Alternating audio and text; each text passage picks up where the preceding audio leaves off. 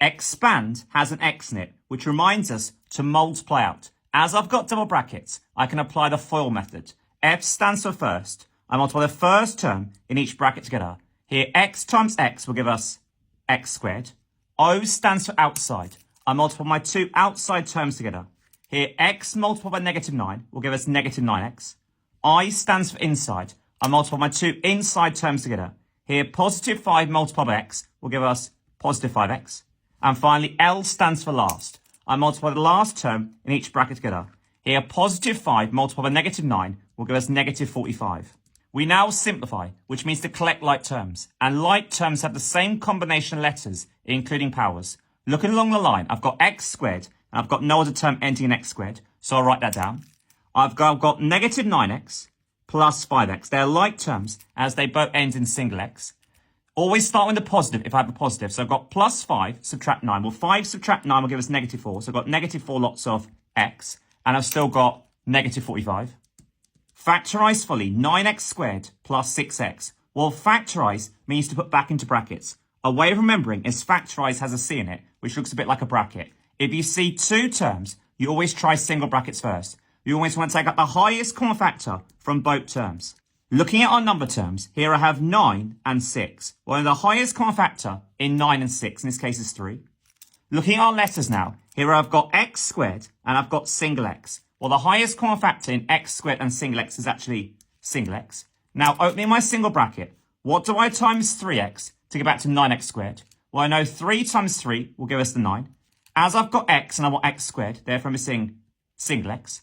Now, what do I times 3x to get back to positive 6x? In this case, I'm missing plus 2. Use your calculator to work out the following. As I've got a fraction, the first key I press is my fraction key. On the top here, I've got 29 squared. So in my calculator, I type 29 and then squared. Subtract 4.6. Then using my arrow keys to get on the bottom. On the bottom here, I can see I've got square root underneath everything on the bottom. So I press my square root key. I'm now going to type 35. And now it's subtract. As it's 1.9 cubed, I type 1.9. To get my cubed, I press shift and my square key because I get the x cubed, the one in gold. I then press equals. We now write down all the figures. Write your answer to part A correct to 4 significant figures. Well, significant figures, we always start from the left. And we count from the first digit from the left. That's a non-zero.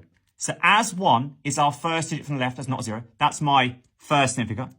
As I round to 4, once you start counting, it stops. That's my first, that's my second, that's my third, that's my fourth. As I round to 4 significant figures, I now stop, draw a line after it. The number to the right is called my decider. If that's 5 or more, in this case, yes, I round the previous digit up by 1. Hence, correct to 4 significant figures, it would be 157.7. Jamie got a mark of 34 in his science test. Use the scatter graph to find an estimate for Jamie's mark in the maths test. As is a scatter graph and we're finding estimate, our first step is to draw a line of best fit. A line of best fit is getting a clear plastic ruler. We roughly have equal amount of points either side of the line, so it's a straight line. As Jamie got 34 in his science test, and here we can see the horizontal axis is his science test mark. Finding 34 on the bottom. Now using a ruler, I go up to my line of best fit and then read across. Hence an estimate for Jamie's maths mark, looking at the scale, in this case comes out to be 38. Work out an estimate for the mean time. Well, mean is the meany one. It's when we've got to add them all together and divide by how many there are. Another word for mean is the average. If we're finding the mean from a group frequency table, our first step is to add 2 additional columns. Our first column is called the midpoint, and our last column is our midpoint multiplied by the frequency. To find the midpoint, we just go in the middle of each class interval, i.e. what's in the middle of 5 and 10, in this case 7.5. Looking at our next row, what's in the middle of 10 and 15, we know it's 12.5. Looking at our next row, what's in the middle of 15 and 20, in this case 17.5. And finally our last row, what's in the middle of 20 and 25, in this case 22.5. If you can't spot the midpoint, all you've got to do is add up the lower and the upper for each class interval, in this case 5 and 10. And as we want the midpoint, we'll always divide by 2, because 5 add 10 is 15, and 15 divided by 2 will give us 7.5, which is our midpoint for our first row. We now multiply our midpoint by our frequency. So my first row, 7.5 times 1 will give us 7.5. Our next row, 12.5 times 2 will give us 25. Our next row, 17.5 times 7 will give us 122.5. And finally, our last row, 22.5 times 8 will give us 180. We then always total our midpoint times frequency. So we're just going to add up 7.5, add 25, add 122.5, add 180. That comes to a total of 335. We then always total our frequency. In this case, we know our frequency corresponds to the 18 students. So adding up, that'll come to 18. As we're finding the mean, we know mean is the average. We're going to do our total of our midpoint times frequency. In this case, our 335. And we're going to divide by the number of students. In this case, we know is 18. And 335 divided by 18, substituting into our calculator, we press our fraction key. We've got 335 on the top over 18. Press equals, then press SD to turn it into a decimal. And that comes out to be 18.6111 recurring. As we're asked to give our answer, correct to 3 significant figures. And our first significant figure is the first digit from the left, that's not a 0. So the first digit from the left, that's not a 0, in this case, the 1. So that's our first significant figure. As I'm rounding to 3 significant figures, once I start counting, don't stop. That's my first, that's my second, that's my third. As I'm rounding to 3, I now stop. Draw a line to the right. The one to the right is called my decider. As this is not 5 or more, I now round down, so doink. Therefore, it's 18.6. Looking at our normal units, here I've got centimetres to millimetres. We should know that 1 centimetre equals 10 millimetres. If you forget, just look at your ruler. Therefore, if we're going from centimetres into millimetres, we're going to multiply by 10. If we're going from millimetres into centimetres, we would do the opposite. We'd divide by 10. As I'm going to write 37 centimetres cubed in millimetres cubed, I'm going to have 37. It's going to be multiplied by the conversion. But as it's cubed, it's going to be multiplied by the conversion to the power of 3. So in this case, 10 to the power of 3, i.e. 10 cubed. We know 10 cubed is 1,000, and 37 times 1,000 will give us 37,000. Work out the average speed of the car from 1330 to 1448. As I'm calculating average speed, my first thing is to remember my formula triangle. This is our formula triangle, dad's C triangle, distance, speed, time.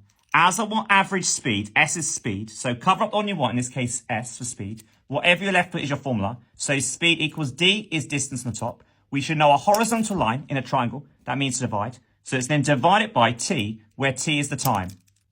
We know the distance is 65 miles. So on the top here, D is 65. I'm now dividing by my time. To work out the time is from 1330 to 1448, which is 1 hour and 18 minutes. You always must be working in the same units. As I want my answer in miles per hour, therefore I've got to change my minutes into hours. So leave the 1 hour alone. How do I change 18 minutes in terms of an hour? Well, 18 minutes, put the 8 in the top. We know there's 60 minutes an hour. So to convert minutes into hours, we always divide by 60, because 18 minutes would be 18 over 60 of an hour. 1 plus 18 over 60. Put that into a calculator. That comes out to be 1.3 hours. Hence, the time on the bottom of my fraction will be 1.3. Substituting into a calculator, press fraction key, 65 over 1.3. That works out to be 50 miles per hour. Write the following in standard form. Well, standard form is always given as A multiplied by a power of 10. Where the value of A is special, the value of A must be a number greater than or equal to 1 and less than 10. Looking at our number, if you can't see the decimal point originally, it's at the end. To find our value of A, start from the left, we place our decimal after the first digit from the left, that's not a 0. So the first digit from the left, that's not a 0, it's the 3. So my new decimal point has to go after the 3. So decimal goes in between the 3 and the 2. I must copy all the digits until it gets purely to 0. So it's going to be 3.246. After 6 is all 0, so I don't need to copy that. It's always then multiplied by a power of 10. So I write times 10. To find my value of n, all I've got to do is count how many places the decimal points move. So 1, 2, 3, 4, 5, 6, 7. So it's moved 7 places, so it's positive 7.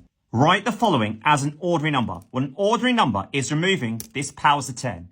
If you see a negative power of 10, instead of times it by 10, that number of times, that's the same as dividing by 10. In this case, dividing by 10 3 times. If you're dividing, you move the decimal place 3 places to the left. So moving 1 place, we'll get a 0.496. As I've got to move it 2 further places, it'll be 0.00496.